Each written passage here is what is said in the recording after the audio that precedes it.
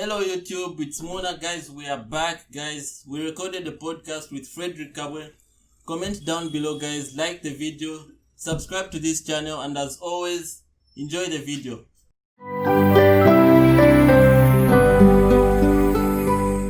Hello. Welcome back to the Evolution Podcast. My name is Mona Kawamba and I'm the host of this podcast. So guys, for a while now, the Evolution team have been off. Yeah, it's because we've been busy with other things, but now we are free. We are back. We'll be posting videos every other week. So guys, make sure you subscribe. New subscribers, if you are new to this channel, subscribe to this channel. And those that have been following us for a long time, yeah, we are back. That's something that we're excited about. We are very much back. And we'll be posting videos every other week. And so today in this podcast, we'll be discussing interesting topics, very interesting topics, and you'll get to know more about them as we progress in the podcast. So today, our guest for today is Fredrick Kabwe, the main man, the Zopid president, right here joining us in the studio. Fredrick Kabwe he's a chilled guy, a philanthropist. He's a guy who is all about love, who is all about giving. Yeah, we'll get to know more about him as we start the podcast. So guys, if that sounds interesting, make sure you subscribe to this channel, hit the bell icon so that every time we post a video, you are the first one to be notified and see that video. So guys, without further ado, let's kickstart the podcast. Let me introduce to you Fredrick Kabwe. My main man, welcome to the studio, man. Welcome to the show. Oh my God. So good being here. Before I even start saying anything, please do subscribe. Yeah. As Mona has given a very impeccable introduction, I would like to just share with you the story of my OCA who has invited me. Such an honor and a privilege to be here. It's something which barely happened. This guy started his dream with a very small phone. I think that was ITO 45, I don't know. It was so small that he couldn't even take away a single picture with his phone. But I can't believe today he's able to make such an awesome environment here. Studio in the making. Yeah, we are here today. As he has said, Fredrick Kabwe, a third year student at Technical University, pursuing mechanical engineering. That's my Bachelor of Technology, to be precise. Yeah, we are here, and I'm very excited to be here finally, because for him, Mona Kawamba, it's a dream come true. And for the Evolution YouTube channel, I think they have got some excited content. Content, and it's been long because the semester and 2020 has been a tough year. So it's good. It's really good to have them back. I really feel excited, and I just hope you'll be able to see motivating content and to just make sure they try to motivate you to take your life to another level, because if you believe in yourself and if you define your own way of living life, definitely you live your life better than it has been defined by others. Yeah, for sure. I mean, that's so inspirational. I mean, that's very true. And for you. For you, coming from Polokoso, in the deep northern part of Zambia, and then being here, it's really an honor. It's inspirational, I mean. So yeah, man. Once again, I would like to welcome you to the show. And in this episode, we have very interesting topics, man. Very interesting. To start with, we're going to discuss student welfare in colleges. Yeah, so that's something that every student, I'm sure our audience would like to hear our views, would like to also comment and share their own views about how they get involved and all those things. So we'll be talking about these things in the podcast as we progress. We'll be talking about these things. But before that, Fredrick Kabwe, yeah, man, like you growing up in Polokoso, tell us, I mean, how was that like? I mean, you up to reaching here, how was that like for you? Yeah, thank you so much, Muna. To tell you the truth and just to be honest with the viewers, I never knew. I never like thought of like I will even one day travel, out of my district, not to talk of out of Zambia, because for me, when I was growing up, when I was a kid, my definition of life was totally different from this definition of life I'm living now, because back then my definition of life or my definition of success was like the guy who was able to hunt more and to be a successful hunter was an intelligent individual for me. But it all started changing in grade 7 when my father had to say the guy will be able to get good marks, will be able to be awarded, will be given some money, and I'll be able to buy him some gifts and new clothes. And then it's really like touched me, because it was conflicting between my own definition of someone who is intelligent and his way of definition of someone who is intelligent. For according to him, he said, if you are able to do well academically, you are a special child, you are supposed to be awarded. But before he said that, I was able to bring some meat, though it was just some small animals, but I remember very well I was able to bring some meat back home. But they used to enjoy my meat. So for me, I thought I was a special child because I was able to deliver something for the family. But when he said that, I had to think of something new. It was more like a challenge. So I said like, oh, wow, there's a different world than the world I'm living in. So there is another way of, or another perspective of defining intelligence. So from that time, everything changed. Even the way because I used to take my friends as very special, because they taught me how to hunt and to go. They were like like my mentors. But from that time when my father said, if you get good marks and you come out one of the toppers in class, I'll be able to award you. It changed everything. I had now to adapt from being a good hunter to being a topper in class. So that changed completely my way of thinking and my way of life. So I had to leave my own definition of intelligence to his way of his one way definition of intelligence. And I'm telling you, it was a challenge, but I managed. And I mean, like that's you have such an inspirational story, you know. I mean, like, so in tonight's episode, you know, our episode, the main highlight of this episode is, you know, changing the narrative, you know, achieving your dreams, you know, like your current situation right now does not define you, your destiny does not define your future status. So tonight's episode, it's all about that. It's all about changing the narrative. It's all about, you know, achieving your dreams. And like we said, dreams do come true, guys. They do come true. My dream came true, you know, becoming a host of the podcast. Fredrick's dream also came true. So dreams do come true, my man. So, my man, for you, man, you are such a person who is into fitness, who is into, you know, all these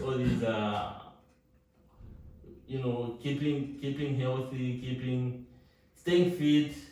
You are that person who is into this stuff, you know, this kind of stuff. Yes.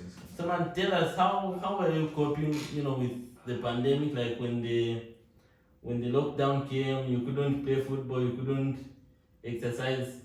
Wow, how are you keeping fit, I mean, during that period? Yeah, like Mr. Kabamba, to tell you the truth, the pandemic, when it was the first lockdown we experienced, that was back in March, if I'm not mistaken. Yeah. It was more like a joke when the Prime Minister of India announced we are not allowed to go out of our premises for the entire day for 24 hours. We thought it was just some kind of a joke and all. But when we realized it was serious, and the pandemic was really serious, considering the numbers and the numbers of people who got infected in less than a month, and the death rate and it really got to our minds, and everyone was scared. I think the entire world was shattered because we had some emerging prophets who would say the world, Jesus is coming and all repent and all. It was quite disturbing, and our academic work was really stagnant because we couldn't do anything because everything it was just shattered. Yeah. So for me, being in love with football, I'm a soccer guy, so we had to improvise. Yeah. Unfortunately, we wanted like a 50 meters, a 50-meter space rooftop in the PG where we used to reside by then, but we managed to keep fit. We could do some push-ups, we could joke around learning and try to put smile on the faces of other people who were like stressed because it was really stressing because it came as a shock. No one expected it. No one did. Well, when it was all over Al Jazeera and CNN like in China, when the breakup came up, so it was really frustrating and all. Yeah, I mean, it was really shocking. I mean, like for me, when it first came, I first thought it's going to last for 3 months or a few weeks, then it will go away. Definitely. But now we are 9 months into the whole thing, the whole pandemic, and it seems it's not going away anytime soon. I mean, yeah. So it has really altered a lot of things, with regard to classes. It has altered a lot of things with the classes and everything. So man, speaking of classes, my man, online classes, how has the experience been, my man? I mean, it's something that's so unconventional. It's something that no one is used to, So how has the experience been for you? Yeah, talking of online classes, allow me to quote one of my ex-university, the mighty Copperbelt University. Yeah, shout out to Copperbelt. Most intelligent student we have at the university, Angel Musonda. As he said, online classes are it's a lost cause. I agree with him 100%, because trying to compress a semester, because we had left with almost 3 months to complete a semester. So the university had no chance, rather than try to define its max evaluation based on attendance and the performance and all. It was really hard for students because sometimes you may not be able to get good marks during your mid-term exams, but you may equalize during your end semester exams and get better marks, just like in football. you can't win a game at half time. There are teams who can score 4 goals after half time. Football is 90 minutes. But when the pandemic came in, we never had such an opportunity. So if you scored lower marks during your mid-semester exams, those marks defined your entire semester. So it was really hard for us as students to go to cope with the situation. But thank God we are here today. We can say we are fit and all, and we managed to clear our courses that semester, and this semester we are done. Yeah. So it can only be good. That's what I can say. For sure. I mean, it can only be good. Yeah. Because 2020 has been, it has been a tough year. I mean, like people lost jobs, people losing their loved ones due to COVID. People, like a lot of things, wildfires, the riots, the George Floyd riots, all those things. 2020 has really been a rough year for people, and but now it seems there's some light at the end of the tunnel. With the vaccine, with regard to COVID, we are getting news that the vaccines are almost to completion. So very soon we might be getting the vaccines, man. And so there's actually some light at the end of the tunnel. So we just need to urge our viewers, our listeners, to stay calm. Make sure you observe social distancing. You Definitely put on the mask. As you can see, there's social distancing. We are following the protocol. That's something that we should all be doing. Let's join arms and combat the COVID. So I mean, like, you in college, you are all about being involved, getting involved in student welfare, in decision making, in almost all activities. You recently participated in the marathon, which you won. Congrats. Thanks. So that's something that I can commend you for. Thank you so much, man. So man, like, how important is it for us, especially engineering students also? How important is it for students to get involved earlier on in matters regarding social welfare, decision making? How important is it for us to get involved in such matters, man? Okay, thank you so much, Mina, for such wise words you have said. Being a student, it's a different thing from being a pupil. When you're a pupil, you are not following tightly a torchbearer who is a teacher. In high school, a teacher is a torchbearer, is showing you the way. You are just following. It's totally different. When you are a student, now you are in the same level of the torchbearer. The lecturer is just like trying to wipe your screen and you drive. Okay. Yeah. You are the driving force. Yeah. The lecturer, of course, professors care about the future of the student. They do, yeah. But in as much as they care, you are the driving force. Even if you want to know a lot about a certain course, it's you to push further your lecturer to open up for you in that particular course or topic, of course. So being a student and being involved in welfare or the learning of the institution, it's quite something which a lot of students take for granted.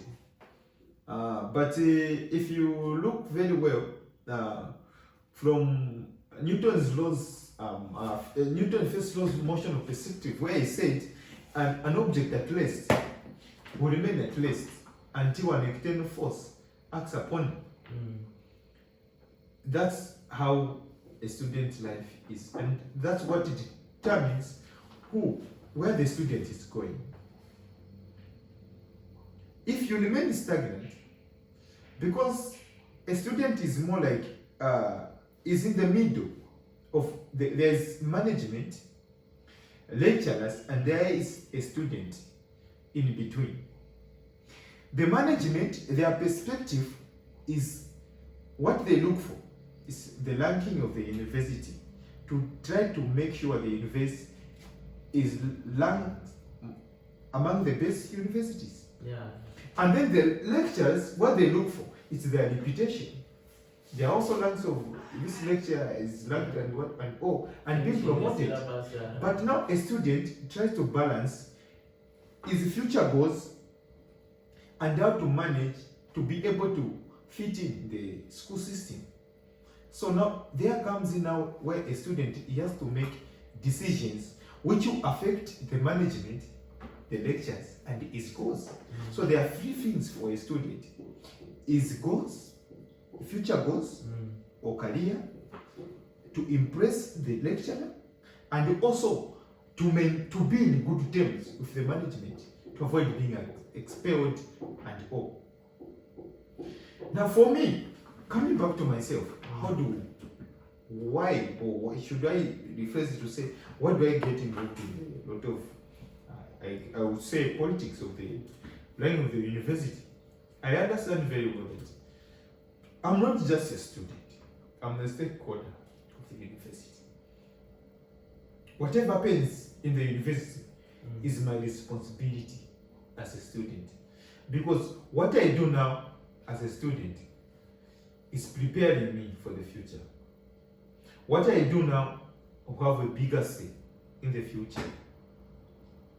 I view it as an opportunity to try to know what is done to manage an organization, what is done to manage, to shed more light on the future of others.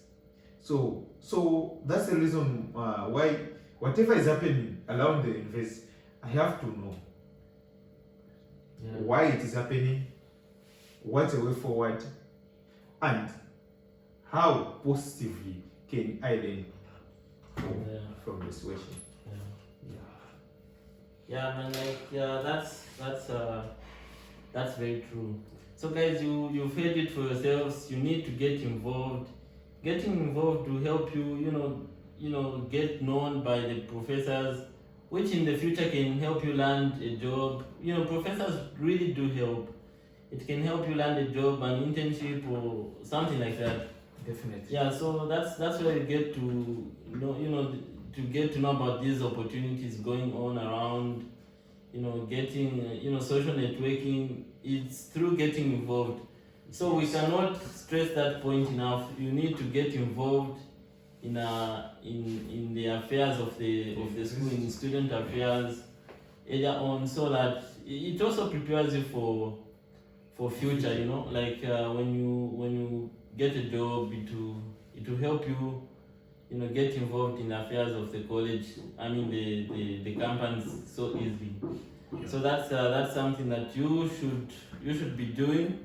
Students, that's something that we should all be doing.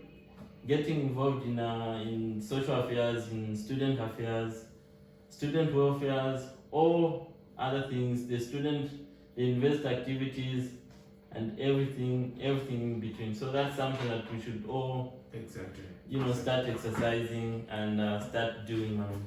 So man, now you are a third year mechanical engineer.